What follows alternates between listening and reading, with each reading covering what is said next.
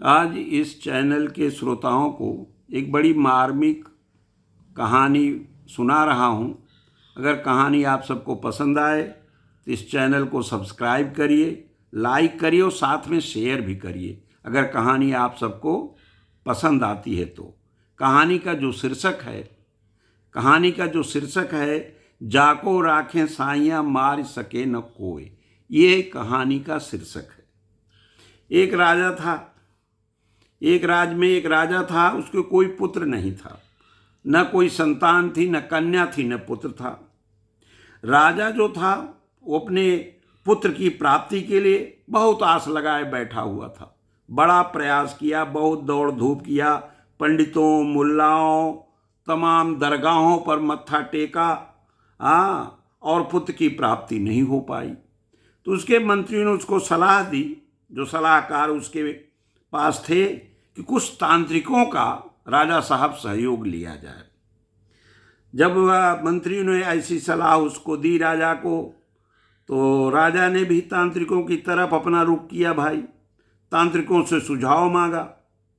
तो तांत्रिकों ने उसे बताया कि महाराज, यदि किसी बच्चे की बल दे दी जाए तो आपको पुत्र की प्राप्ति हो सकती है। यदि किसी लड़के को नदी के तट पर काट के बहा दिया जाए तो गंगा मैया खुश हो जाएंगी, और जब गंगा मैया खुश हो जाएंगी तो आपको पुत्र रत्न की प्राप्ति हो सकती है। तो राजा के लिए बड़ा चिंता का विषय था कि भाई, अपना पुत्र हमें कौन देगा, अपने पुत्र की बल कौन चढ़वाएगा, ऐसा तो मेरी समझ में कुछ नहीं आता है। फिर मंत्रियों ने राजा को सलाह दी कि महाराज घबराइए मत, कुछ लोग पैसे की लालच में आकर अपने पुत्र को सौंप सकते हैं। राजा तैयार हो गया। भाई, पूरे राज्य में ढिढोरा पिटवा दिया कि यदि कोई अपना बच्चा बल चढ़ाने के लिए राजा को देगा तो राजा उसे बहुत सारा धन देगा, इनाम देगा, सोने की मोहरें देगा, उसे माले माल कर देगा। चारों तरफ मुनादी पिटवा दी गई, पूरे राज्य में मुनादी पिटवा दी गई। उस राज्य में एक परिवार बड़ा गरीब था। एक गरीब परिवार रहता तो उसको 4 बच्चे थे, 4 पुत्र ही पुत्र थे। 3 पुत्र तो बड़े लायक थे, कमा धमा रहे थे, माता पिता को ले आकर पैसे दे रहे थे। लेकिन उनका जो सबसे छोटा पुत्र था वो नालायक निकल गया था। वो साधु संतों की सोहबत में चला गया था, साधु संतों के साथ रहने लगे था, भगवान का भजन कीर्तन करने लगा था। तो उस गरीब परिवार के लिए वो लड़का बिल्कुल आवारा समझा गया। उस बच्चे को, जो ईश्वर में आस्था रखता था, परिवार के सदस्यों ने सोचा कि जब संतों की सत्संग में है तो इससे नालायक कौन होगा। जब उस गरीब परिवार ने राजा की मुनादी सुना तो परिवार को लगा क्यों न इस नालायक बच्चे को राजा को सौंपकर और काफी बड़ी संख्या में धन की प्राप्ति की जाए। धन आएगा, परिवार खुश हो जाएगा।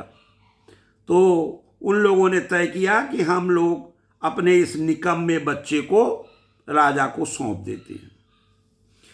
जब मुनादी सुनकर परिवार उस बच्चे को लेकर राजा के पास गया, जिसको परिवार बड़ा निकम्मा मानता था, माता पिता बहुत निकम्मा मानते थे, क्योंकि कोई काम धाम घर का नहीं करता था।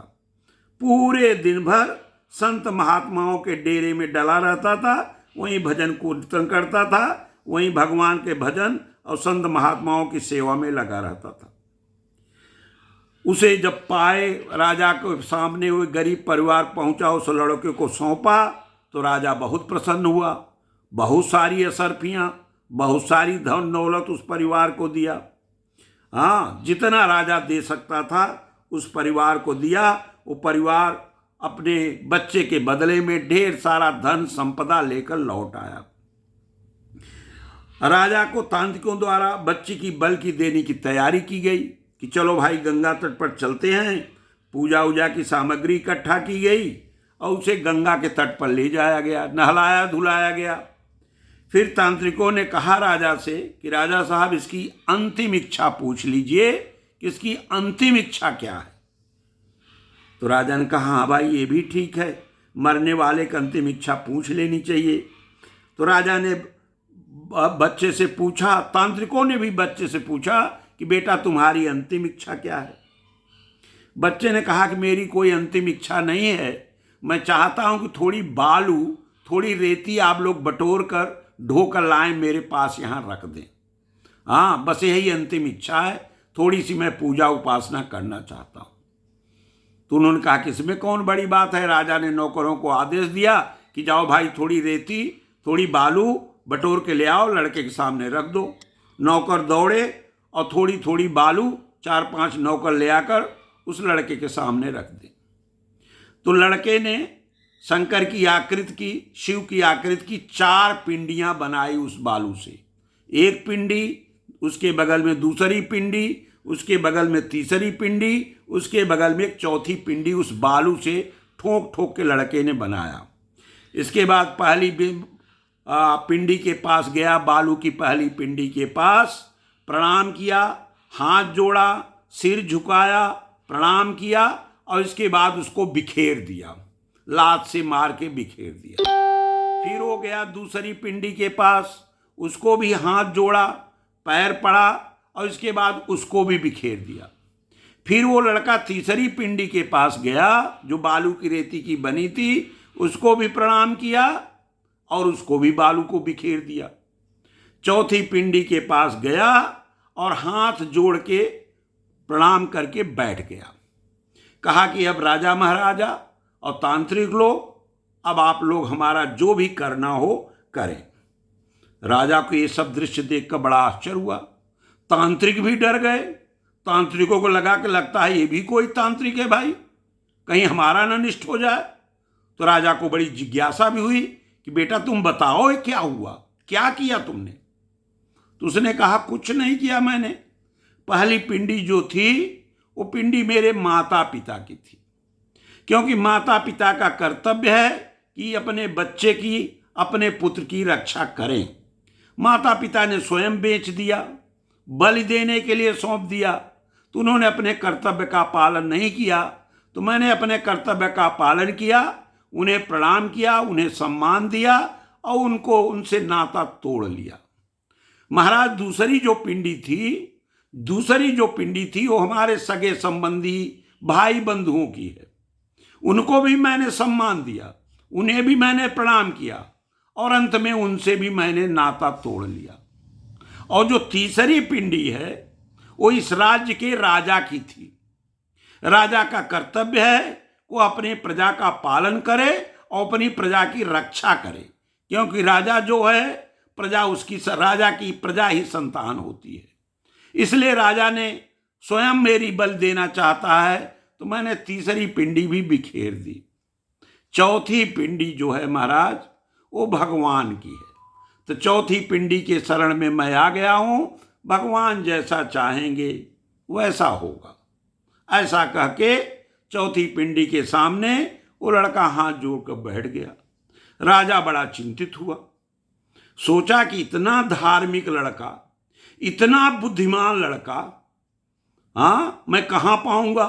हो सकता है इसकी बलि देने पर, हो सकता है इसको गंगा जी को बलि चढ़ा देने पर मुझे पुत्र की प्राप्ति न हो, तो मैं इसी लड़के को गोद क्यों न ले लूं। ऐसा विचार राजा के मन में आया। राजा ने ये विचार मंत्रियों को बताया कि मेरे मन में भाई ऐसा विचार आया है, लड़का बहुत योग्य है, बुद्धिमान है और धार्मिक है, ईश्वर में भक्ति रखता है।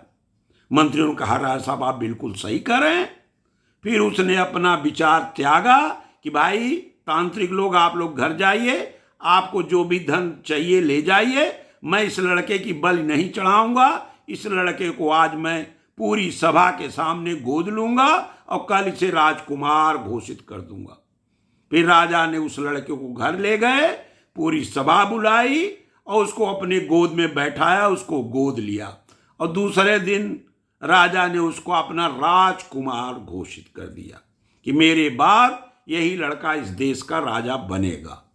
तो ये कहानी बहुत छोटी सी है।